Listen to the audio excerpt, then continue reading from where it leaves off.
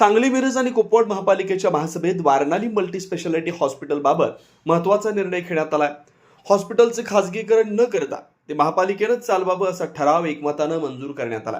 याची घोषणा महापौर धीरज सूर्यवंशी यांनी सभागृहात केली. महापौरांनी सांगितलं की नागरिकांमध्ये हॉस्पिटलच्या खासगीकरणाबाबत गैरसमज पसरलेले होते. मात्र सभागृहातील सर्व सदस्यांनी खासगीकरणाला विरोध दर्शवला. सध्या केवळ 22 कर्मचाऱ्यांची भरती झाली आहे. त्यावर फक्त बाह्य रुग्ण विभाग सुरू होऊ शकतो. पूर्ण क्षमतेनं मल्टी स्पेशालिटी हॉस्पिटल सुरू करण्यासाठी 108 कर्मचाऱ्यांची आवश्यकता आहे. त्यामुळे शासनाची मंजुरी घेऊन आवश्यक पदभरती 3 महिन्यात पूर्ण करण्याचा निर्णय घेण्यात आला. आमदार सुधीरदादा गाडगीळ आणि सर्व लोकप्रतिनिधी शासनाकडून पदभरतीची मंजुरी मिळवण्यासाठी प्रयत्न करणार आहेत. त्यानंतर वारणाली मल्टी स्पेशालिटी हॉस्पिटल नागरिकांच्या सेवेत महापालिकेमार्फत सुरू करण्यात येणार आहे.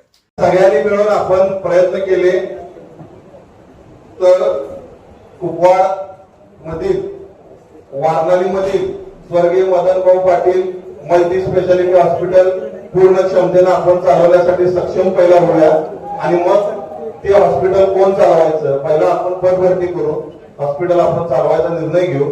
त्यानंतर त्याचबरोबर सायमल्टेनियसली ते यूई काय त्या संस्थांकडनं सगळ्या मागण्या मागून घेऊ. ती सुद्धा प्रक्रिया मॅडम फक्त त्यांच्याकडनं निविदा त्यांनी कशा पद्धतीने आपलं चालवू शकतात, कशा पद्धतीनं सांगलीकर, मिरजकर, कुपवाडकर जनतेला कमी खर्चात किंवा युवराज बावडेकरांनी सांगितलं की काही संस्था मोफत देतात मोठमोठ्या संस्था, त्या सुद्धा संस्थांना अप्रोच होण्यासाठीच एक निविदा तुमच्या लेवलला तुम्ही राबवावी.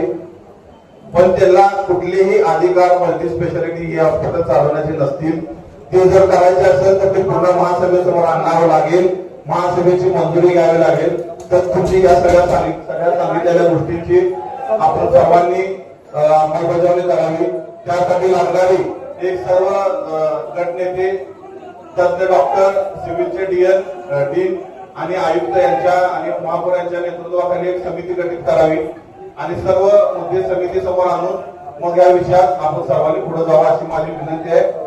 तोपर्यंत तिथले मॅडम राहिलेले आजूबाजूचे रस्ते मी त्या हॉस्पिटलला भेट दिलेली आहे मॅडम आणि त्या हॉस्पिटलला भेट देण्याच्या नादात सांगलीचे आमदार इथं आले आणि त्या आमदार प्रमुख झाली. मग पत्रकार बंधूंनी सुद्धा छापले की आमदार आले आणि महापौर त्या याला अनुपस्थित होते. तर 11 आवरला मला सुद्धा कळाले की आमदार येणार आहेत आणि आमदारचं बैठक घेणार. पण तत्पूर्वी आम्ही तिथे सगळे आपले मेडिकल ऑफिसर, आपले बांधकामचे अधिकारी आणि उपमहापौर स्वतः तिथे वाट बघत थांबले होते. त्यामुळं हॉस्पिटलची पाहणी करण्यासाठी गेलो.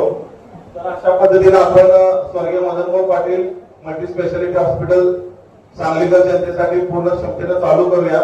तिथले रस्ते, तिथं अप्रोच होणारे रस्ते, आता ज्या ठिकाणी हॉस्पिटल बांधले त्या वादाचा पडण्यात काही अर्थ नाही आहे. पण आता बांधून पूर्ण झाले ते चांगल्या पद्धतीने चांगल्या क्षमतेने कसं चालू जाईल यावर भर देऊन आपण सर्वांनी त्या निर्णयावर जाऊया.